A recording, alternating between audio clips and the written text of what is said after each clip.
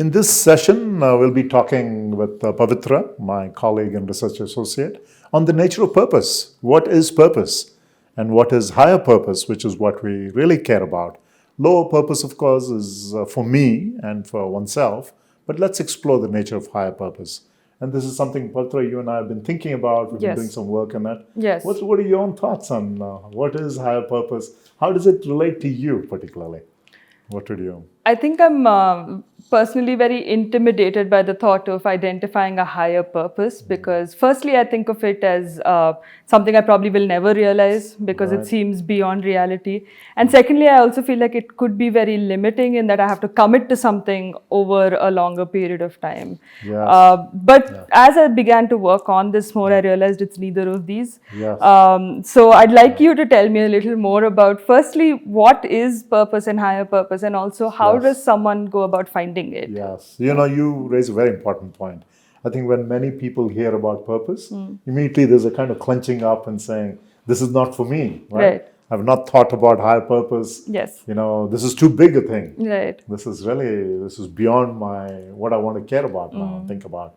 That's very true. And it's not that kind of higher purpose we're talking about. Some people have it. Some people have this sense of, I want to become a billionaire in the next 20, 30 years. I want to become the CEO of a large company. I want to do great good for the world. I want to, educate millions of school kids and so on. Some people have it, but really you don't need to have it. You could just have a sense of just living life with intention.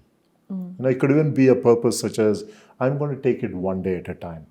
I'm not going to react with anxiety to my work. I'm going to find some happiness at work. So it's really intention. So in that sense, it's an easier concept. Okay. As opposed to completely without intention, living blindly, living without any sense of direction. So this is just some intention. The intention could be for just the next 1 month. It could be for the next week. But it's essentially intention. And what will be the duration? So in a sense, taking control of your life. Right. That's what it is. Right. As opposed to being buffeted by forces here and there. Right. Which is all too common. In this COVID world, so many things happen. Right. And you then get tossed here and there, right? So instead of that kind of being tossed all around and then feeling that you have no control over the world. Right. So it's living with intention and recognizing your intention may not happen. Right. And it's true that, I've made many plans over the years and often they don't happen. I would say most often, I don't know your experience. Have you been successful in achieving your plans, whatever they've been?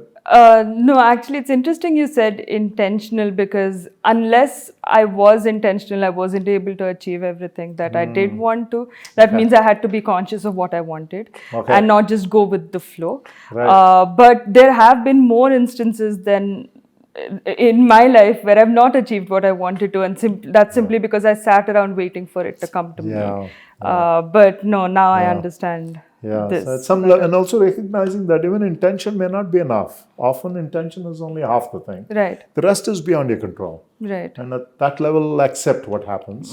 But so it's almost like you're on a sailboat, right? You're in a stormy sea. The sea is raging all around you. The waves are rising up.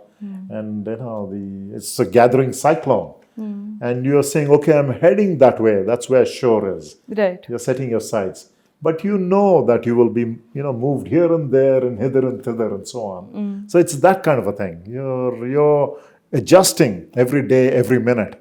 But there's a sense of direction that you want to reach shore or you want to reach that other island.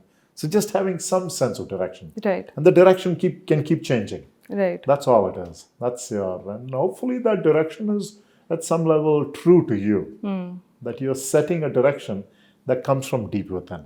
Not because someone else told you to. Right. Right?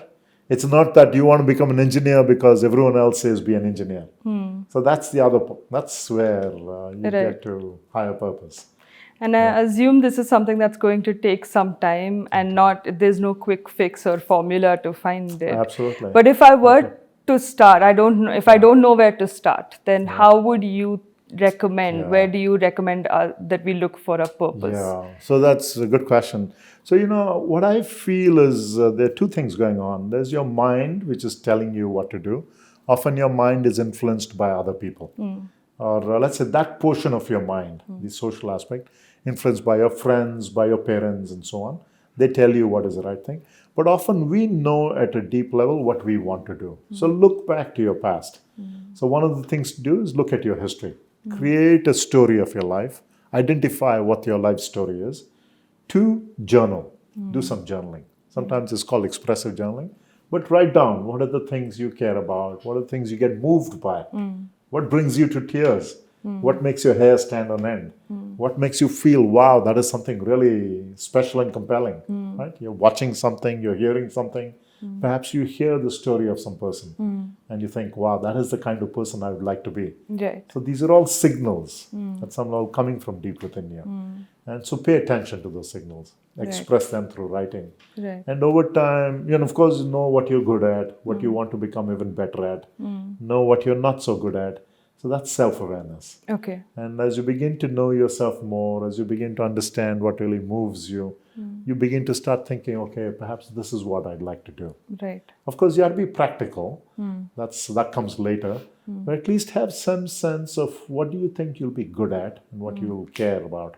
So one technique that's been offered is called the Ikigai. Right. You may have heard of it. The Ikigai is a technique, and there's a book that came out that is popular. It says, find the intersection, the sweet spot of your passion, what you care about, your strengths, what you're good at, what is good for the world, and what you can get paid for, where you can make money. And go through that exercise of going through each of those circles and then identify the sweet spot. And that will tell you what your purpose could be, your reason for existence. And but the limitation of the Ikigai is that it's only one aspect of purpose. It doesn't take into account the world around you. Right. So it's not just you. You have to make it somehow contribute to the world, have a positive impact. Right. So we've developed some tools for that called the Karma Dharma, the purpose of work. And there you identify, yes, what you care about, what you're strong in. That's your human capital.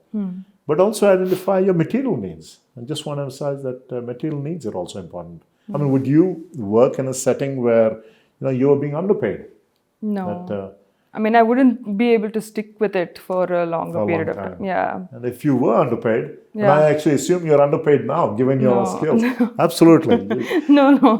Yes, I think you're grossly underpaid. No, but I also think that there is a different way to look at it. There is the monetary benefit, but then if you think of this as a stepping stone in a larger plan, then the gains from it are much bigger than just monetary. So you see it as a means to somewhere. Yes, and what would it be for you? Hopefully I can do the kind of work you're doing eventually, but for that I need a set of skills that I probably lack right now, which through this opportunity I'm getting to practice and build a little more. Absolutely. So I see the benefits from here as being a lot more than monetary. And I think that also comes from a place of privilege of not being motivated only by one thing, but having a larger picture in mind. Right? Yes. And what would that be for you? What would be that larger purpose for you? I hope to be able to create situations, cultures, or settings where there is more acceptance of everyone, of difference. And that I think the vehicle to that is good leadership. So I hope to contribute at the junction of leadership and culture eventually. And so how did you become, let's say, the settings of where you used acceptance, inclusiveness, and how did you become interested in this? As you look back at your history, at your life, how did you become interested in that? I think very often a lot of the organizations that I've worked for have encouraged a setting where there is somebody superior to you, and you think a lot of times before you say something, you express yourself. Innovation and new ideas are not rewarded as much as getting things done. It's kind of a surgy culture, right? Surgy. Exactly. And I think at some level I felt like I wasn't able to go beyond the things they wanted me to do, Yeah. because it was very limiting. Yes. In that Yes. sense. And I think the tone is usually set by leadership in these Yes. kinds of things. Absolutely. Personally, I've experienced that. Okay. So I think that's why I got interested, because Very I realized there's interesting. so much more I can do, but I Very wish the interesting. setting allowed for that. Very interesting. Very interesting. You know, I didn't know that particular driver. Right. You've mentioned other things, but that particular one I didn't. Yes. So I would say absolutely, that's a critical part. You know, if you're looking at the underpinnings of beingfulness, inclusive-ness is extremely important. I mean, it is the core of the ancient Indian wisdom conceptions of the Atman. Now, one of the most moving verses in the Isha Upanishad, which my daughter loves, and she suggested that we actually make a tattoo out of it. Okay. It's a beautiful verse. Yastu sarvani bhutani atmanyevanu pashyati sarva bhuteshu chatmanam tato na vijigupsati. Okay. And what it means is the one who sees herself in other beings and other beings in her own self loses all fear and embraces the world. Okay. It is the heart of the Upanishad, seeing yourself and others. Right. That is the foundation for inclusiveness. They're not, at the fundamental level, not different from you. Yes. They may have different religions, titles, names. Those are all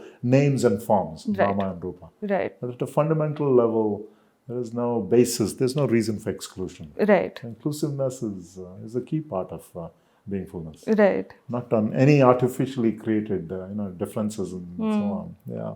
Very interesting. I didn't know that part. Yeah. So that's purpose. Yes. And so you asked me, how do I find my purpose? So now you look at your history, you look at your experiences, Right. and you looked at what you were angered by, what you were motivated by, Right. what you dreamt of doing. Right. Every one of us has those Yes. experiences. Yes. So in that sense, I mean, I would, hopefully I'm not too presumptuous, but if I were to say that your purpose is to create a more inclusive culture wherever you go. Hopefully. Yeah. Yes. And Yes, for that would be everyone, there are, we all aspire for something. good. Right. And that's purpose. Right. And it's higher purpose. I just want to emphasize it's higher purpose. It is not just about you. It is not, I want to be rich, I want to be, this and that. It's not for me. Right. It is about others. Right. And so that notion of the other, the pro-social, is what makes it higher. Right. It's not just about you. Right. So everyone has a story. Everyone has these drivers, these impulses, these feelings, experiences from which they can identify, just as you did. Right. Now. Yeah. Right. Right. Yeah. So that's. Okay. That's interesting. Thank you. Yes.